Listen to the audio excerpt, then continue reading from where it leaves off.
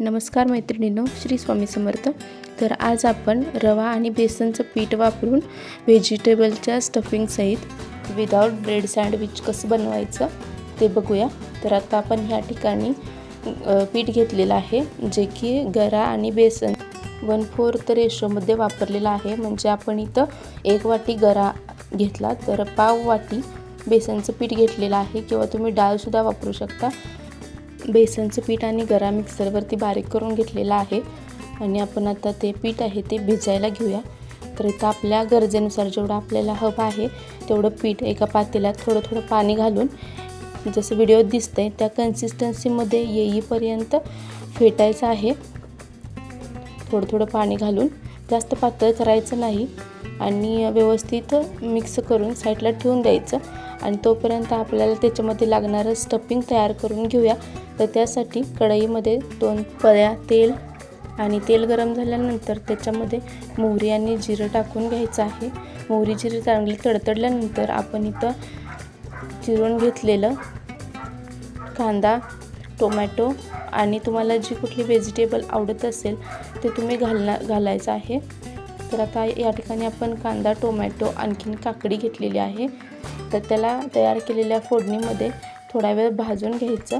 तिथं पूर्ण शिजवून घ्यायच्या नाहीत भाज्या, थोड्या कच्च्याच ठेवायच्या, कारण निम्मं हितं शिजवायचं आणि राहिलेल्या ज्या भाज्या आहेत त्या आपल्या सँडविचमध्ये शिजणार आहेत. तर आता गॅस बंद करून घेऊया आणि ह्या निम्म्या शिजलेल्या भाजीचं जे मिश्रण आहे स्टफिंग, ते आपण एका ताटात थंड होण्यासाठी काढून घेऊया. छोट्या भुकेसाठी किंवा सकाळच्या नाश्त्यासाठी पौष्टिक आणि झटपट होणारा उत्तम असा पर्याय आहे. तर आता आपण जे पीठ भिजत ठेवलं होतं साईडला, ते अशा पद्धतीने मिक्स करायचं आणि त्याच्यामध्ये आपण जर आपल्याला तिखट आवडत असेल तर मिरचीचा ठेचा, कोथिंबीर आणि चवीपुरतं मीठ घालून व्यवस्थित असं मिक्स करून घ्यायचं. तुम्हाला जर तिखट नको असेल तर तुम्ही फक्त मीठ घालून आणि कोथिंबीर घालू शकता. आणि आपले जी भाज्या बनवलेल्या आहेत तर त्याच्यामध्ये तुम्ही थोडं मसाले किंवा तिखटासाठी चटणी वगैरे घालू शकता.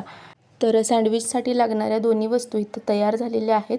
आता आपण सँडविच मेकर घेऊया आणि त्याला असं तेलाने ग्रीस करून जे आपलं पीठ आहे बेसन गऱ्याचं तयार केलेलं, ते अशा पद्धतीने आधी त्या भांड्यामध्ये ओतून घ्यायचं.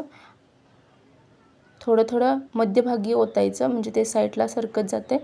आणि निम्म्या प्रमाणात ओतून झाल्यानंतर आपण त्याच्यावरती जे भाजीची बनवलेली स्टफिंग आहे ती घालून घ्यायची आहे. अशा पद्धतीने तुम्ही जर शाळेला जाणारी मुलं असतील घरी, तर सकाळी त्यांच्या डब्यासाठी सुद्धा किंवा छोट्या भुकेसाठी उत्तम असा पर्याय आहे. तर आता आपण भाज्याची स्टफिंग घालून झाल्यानंतर त्याच्यावरतून थोडंसं पीठ आणखीन घालायचं आहे आणि अशा पद्धतीने सँडविच मेकर बंद करून घ्यायचं आणि मंद आचेवरती आलटून पालटून आपल्याला सँडविच भाजून घ्यायचं आहे. आपण जे गरा बेसनाचं पीठ भिजवण्यासाठी साईडला ठेवलं होतं, जर ते तुम्हाला झटपट करायचं असेल, किमान अर्धा तास तरी भिजवावं लागतं.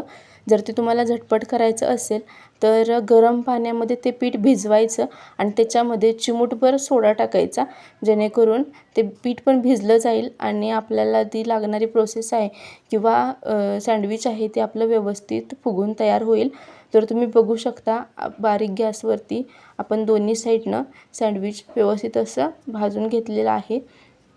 इथं सँडविच भाजत असताना भांडं गरम नसावं. आपण जेव्हा पीठ ओततोय तेव्हा ते भांडं गारच असावं.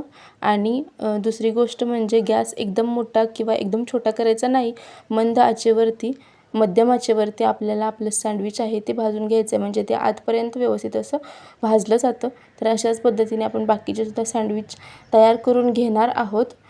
तर आपल्या छोट्या भुकेसाठी किंवा सकाळच्या नाश्त्यासाठी उत्तम असा पर्याय व्हेजिटेबल रवा सँडविच एकदा नक्की ट्राय करून बघा घरी, आणि कसं झालं आहे हे कमेंटमध्ये सांगायला विसरू नका. भेटू पुन्हा अशाच नवीन व्हिडिओसोबत.